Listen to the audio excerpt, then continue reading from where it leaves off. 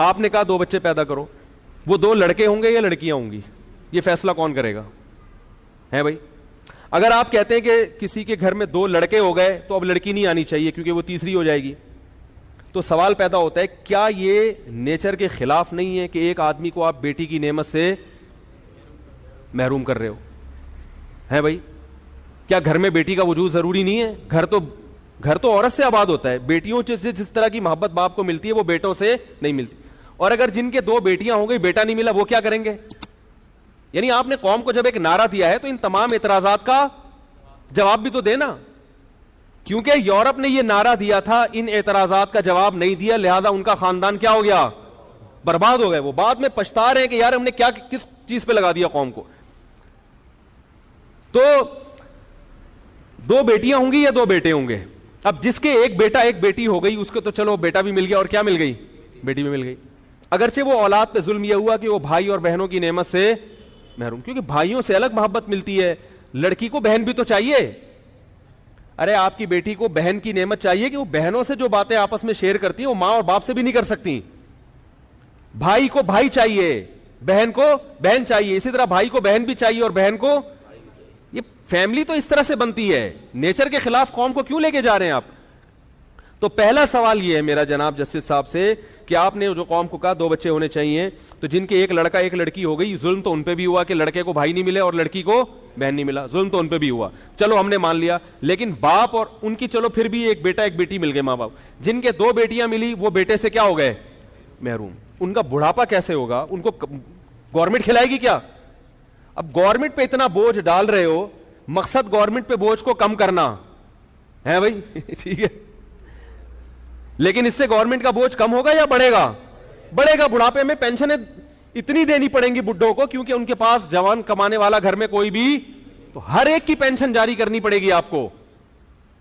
ابھی تو مخصوص قسم کے لوگوں کی پھر رکشے والے کو بھی پینشن دینی پڑے گی, جمعدار کو بھی پینشن دینی پڑے گی, ٹیکسیاں چلا رہے ان کو بھی پینشن دینی پڑے گی, کیونکہ گھر میں بیٹا کمانے کے لیے نہیں ہے. اس کا جواب چیف جسٹس کے پاس بولو بھائی نہیں ہے. اگر ہے تو مجھے بتائیں وہ.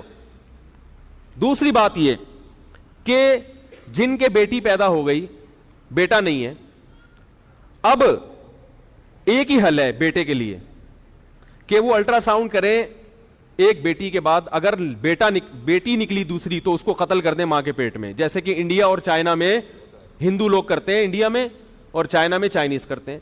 چائنا میں 2 بچوں کا قانون ہے, لیکن وہاں گروتھ ریشو لڑکوں کا زیادہ اس لیے ہے کہ لڑکی کو پیدا ہونے پر پابندی ہے, اور جو لڑکی کی جنس کا پتہ چلتا ہے نا کہ لڑکا ہے یا لڑکی, یہ اس وقت پتہ چلتا ہے جب ماں کے پیٹ میں بچے میں جان پڑ چکی ہو. یہ کتنا بڑا ظلم ہے کہ آپ گروتھ ریشو پہ کنٹرول کرنے کے لیے وہ ماں جو بچے کی محافظ سمجھی جاتی رہی ہے ہمیشہ, وہی ماں اپنے بچے کی کیا بن جائے؟ قاتل. اسی ظلم کو قرآن نے بیان کیا, وَإِذَا الْمَوْءُودَةُ سُئِلَتْ بِأَيِّ ذَنبٍ قُتِلَتْ, جس دن اس بچی سے پوچھا جائے گا بتا تجھے کس جرم میں قتل کیا گیا, کیونکہ اس بچی کا کوئی والی وارث نہیں, وہ تو پیدا ہی نہیں ہوئی نا جو کیس کرے عدالت میں. تو آپ یہ ظلم پھر لوگوں کو لے کر آ رہے ہو, کیونکہ یہ ایسا ہوگا, کوئی بھی اس پہ راضی نہیں ہوگا کہ میری صرف بیٹیاں ہوں, ہر آدمی کو بیٹا چاہیے. ممکن ہے اس پہ تو کچھ لوگ راضی ہو جائیں کہ ہمیں 2 بیٹے مل گئے, بیٹی نہیں چاہیے, لیکن اس پہ لوگ راضی نہیں ہوں گے کہ ہمیں بیٹا نہ ملے. نتیجہ کیا نکلے گا؟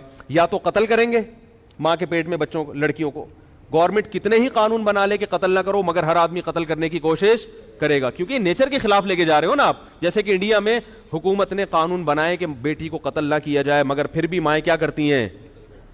اگر ماں نہیں کرتی, شوہر کرواتا ہے زبردستی, مارو اس کو ماں کے پیٹ میں, اور کتنے دردناک اذیت ناک طریقے سے قتل کیا جاتا ہے. میرے پاس کیسز آتے ہیں, بعض مائیں کرتی ہیں تو پچھتاتی ہیں بعد میں, بچے کی سانس اکھڑتی ہے ماں کے پیٹ میں, پتہ چلتا ہے کہ جان جا رہی ہے کسی کی. تو یہ گناہ کس کے کندھوں پہ ہوگا؟ چیف جسٹس کے, جو یہ قوم کو کیا سکھا رہے ہیں, کتنے بچے ہوں. تو جتنے کروڑوں لڑکیاں ماں کے پیٹ میں قتل ہوں گی نا لڑکے کی لالچ میں, کیونکہ جب 2 ہی ہیں تو اب تو بھائی ایک تو بیٹا چاہیے, تو اس کا چیف جسٹس کے ذمہ جواب کیا ہے؟ قرض ہے. اور دوسرا طریقہ یہ کہ قتل تو نہیں کریں گے, مگر 2 جب ہو گئے تو 2 بیٹیاں ہوئی, تو بھائی جس کے بیٹیاں ہوئی ہیں اس کو یہ اجازت دی جائے کہ آپ مزید بچے اس لالچ میں پیدا کر سکتے ہیں کہ کیا ہو جائے بیٹا. تو نتیجہ یہ نکلے گا کہ جن کے 2 بیٹے ہو گئے وہ نسل رک گئی, جن کے بیٹیاں ہوئی تو وہ نسل چلتی رہے گی. تو 6 8 بیٹیاں ہوں گی بیٹے کی لالچ میں, تو گروتھ ریشو مرد اور عورت کا وہ نیچرل نہیں رہے گا. لڑکیاں دھڑام سے اور لڑکے مارکیٹ میں شارٹ ہو جائیں گے. اس کا بھی جواب کسی کے پاس, یہ تو ابھی ابتدائے عشق خیر ہوتا ہے کیا, آگے دیکھیے ہوتا ہے کیا. یہ میرے دلائل ابھی شروع نہیں ہوئے ہیں. نہیں آ رہی بات. یہ جو 2 بچوں والا فلسفہ ہے نا, اس کے خلاف ابھی میں نے دلائل شروع نہیں کیے. تو کچھ اور بھی کچھ سوالات ہیں, ایک اور سوال کر لیتا ہوں. نمبر 2, چیف جسٹس صاحب طریقہ بھی بتائیں کہ 2 بچوں کے بعد حمل روکا کیسے جائے. ایسا کوئی طریقہ جو صحت کے لیے نقصان دہ نہ ہو. کسی کا باپ بھی ایسا طریقہ آج تک ایجاد نہیں کر سکا کہ حمل بھی روکا بھی جائے اور صحت کو نقصان نہ ہو. وہ گورے نہیں کر سکے ایسا کوئی طریقہ. میرے پاس ریٹن میں گوروں کے ڈاکٹروں کے انگلش میں حوالے ان کی کتابوں کے ساتھ موجود ہیں, جو نوبل انعام یافتہ ڈاکٹر ہیں. وہ کہتے ہیں کہ آج تک کوئی ایسا طریقہ ایجاد نہیں ہوا کہ آپ حمل روکنے کی کوشش کرو اور مرد یا عورت کی صحت کو نقصان نہ ہو. یہ ہو نہیں سکتا کیونکہ یہ نیچرل ہے نا. دیکھو ہم جب روٹی کھاتے ہیں تو ہمارے ایک فوراً معدے میں تیزاب بننا شروع, جو روٹی کو ہضم کرے. اگر آپ روٹی کا نوالا چباؤ اور نگلنے سے پہلے باہر پھینک دو تو معدہ کیا ہو جائے گا, خراب, کیونکہ نیچر کے آپ کیا چل رہے ہو, خلاف. اسی طرح اگر آپ نگل لو, یعنی اگلا اسٹیپ کیا ہے, روٹی کو چبانے کے بعد نگلنا. نگلنے پر پابندی لگاؤ گے روٹی کو تو مصیبت. اگر آپ نگلنے تو حکم دو, گورنمنٹ حکم دے کے نگل تو لو, مگر اس کو ہضم کرنے پر گورنمنٹ کی طرف سے کیا ہے, پابندی. نقصان ہوگا کہ نہیں ہوگا؟ یا ہضم پر تو پابندی ہے, آگے واش روم جا کے اسے پاس کرنے پر بولو نا بھائی پابندی, پھر بھی مصیبت. کیا مطلب, جو کام نیچرل ہوتا ہے نا, پھر آگے اس کے جو نتیجے نیچرل نکلتے ہیں, کہیں بھی آپ بریک لگاؤ گے تو ڈسٹرب کون ہوگا, انسان کی باڈی. یہ جو اللہ نے میاں بیوی کا تعلق رکھا ہے نا جنسی, یہ تب تعلق ہوتا ہے تو یہ نیچر ہے کہ اس کے نتیجے میں حمل ٹھہرتا ہے. پھر جب حمل ٹھہرتا ہے تو یہ نیچرل ہے کہ وہ بچہ دنیا میں آئے گا. جب بچہ دنیا میں آئے گا تو نیچرل ہے کہ ماں کی چھاتیوں میں دودھ پیدا ہوگا. کسی بھی اسٹیپ پہ آپ بریک لگاؤ گے تو بیڑا غرق ہوگا عورت کا. لیکن ہمارے ہاں فیملی پلاننگ والے عورت کی صحت کے نام پہ اس کو بیوقوف بنا رہے ہیں. عجیب بات ہے, کہہ رہے ہیں اس سے صحت خراب ہوگی. تو یہ صحت اگر خراب ہوتی تو یہ پروسیس نیچرل نہ ہوتا, یہ نیچر کے خلاف ہوتا. سمجھ میں آ رہی ہے بات؟ تو جج صاحب یہ بتائیں گے کہ وہ کون سا طریقہ ہے جس کو اختیار کیا جائے گا اور صحت خراب نہیں ہوگی. میری نظر میں صرف ایک ہی طریقہ ہے, وہ یہ کہ میاں بیوی ایک دوسرے کے قریب آنا چھوڑ دیں. اس کے علاوہ کوئی بھی طریقہ نہیں ہے. تو پھر آلٹرنیٹ راستہ جج صاحب کے ذمے ہے کہ جب مرد اپنی خواہش پوری نہیں کرے گا تو وہ کہاں جائے گا, پھر وہ کیسے اپنی خواہش پوری کرے گا. یہ سوال کس کے ذمے ہے؟ جج صاحب کے ذمے, کہ وہ اخبار میں اناؤنس کریں گے کہ میں نے یہ اسٹیٹمنٹ تو دے دی ہے کہ 2 بچے اچھے, مگر ان تمام سوالات کے جواب کہ جو مرد شادی کرنا چھوڑ دیں یا بیگم کے پاس جانا چھوڑ دیں تاکہ بچہ نہ ہو, تو ان تمام حضرات سے گزارش ہے کہ وہ میرے پاس تشریف لائیں. میں نے اس کا کوئی ایسا آلٹرنیٹ نکالا ہے, کیونکہ مرد کو جب خواہش پیدا ہوگی تو پھر بیوی کے پاس جانا بھی کیا ہے, نیچرل ہے. اگر وہ نہیں جائے گا تو اس کی صحت کو کیا ہوگا؟ تبھی تو کنواروں کے منہ تو دیکھو بیچاروں کے, یہ جتنے چھڑے چھاٹ ہیں ان کے چہروں پہ رونق نہیں ہوتی. میں نے تو جس کنوار میں شکل دیکھ کے بتا دوں کنوارا ہے سالا, چہروں پہ رونق ہی نہیں ہے. جیسے ہی شادی ہوتی ہے دولہا کے چہرے پہ رونق آتی ہے کہ نہیں آتی؟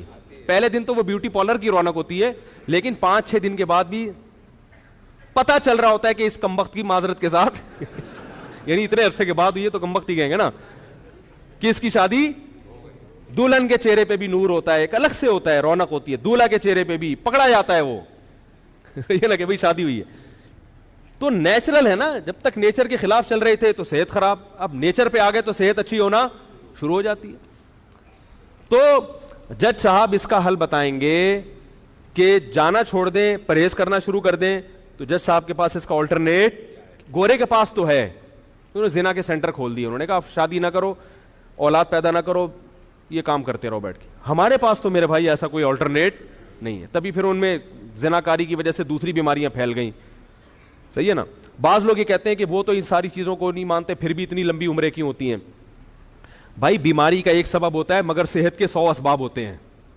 میں کہتا ہوں اگر وہ ان چیزوں پہ نہ پڑتے تو ان کی عمر اگر آج 80 سال ہو رہی ہے نا تو 100 سال سے اوپر جاتے وہ لوگ,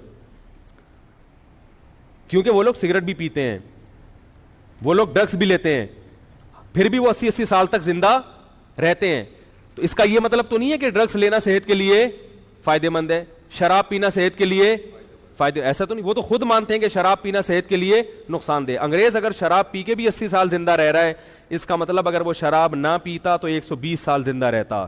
شراب بہرحال نقصان دہ ہے. تو ان کی عورتیں پھر بھی اتنا جو عمریں لمبی ہو جاتی ہیں ان سب کاموں کے باوجود, تو اس کا مطلب یہ نہیں ہے کہ یہ چیزیں صحت کے لیے نقصان دہ نہیں ہیں. اس کا مطلب یہ ہے کہ اگر وہ یہ چیزیں نہ کرتے تو ان کی صحتیں اور زیادہ اچھی ہوتی.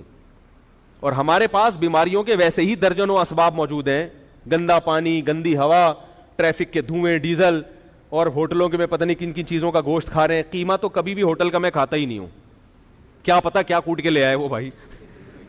گوشت میں تو پھر بھی نظر آ رہا ہوتا ہے نا آدمی کچھ ہے, پتہ نہیں کیا چھیچڑے کیا, بہت ہی جب تک سامنے نہ بنے تو ہم قیمت میں تو گوشت بھی نہیں کھاتا. جو گوشت کا شوربہ ہوتا ہے نا, سالن, بالکل سامنے کٹوا دو بکرا اپنے سامنے یا گائے کا, پھر تو سمجھ میں آتا ہے.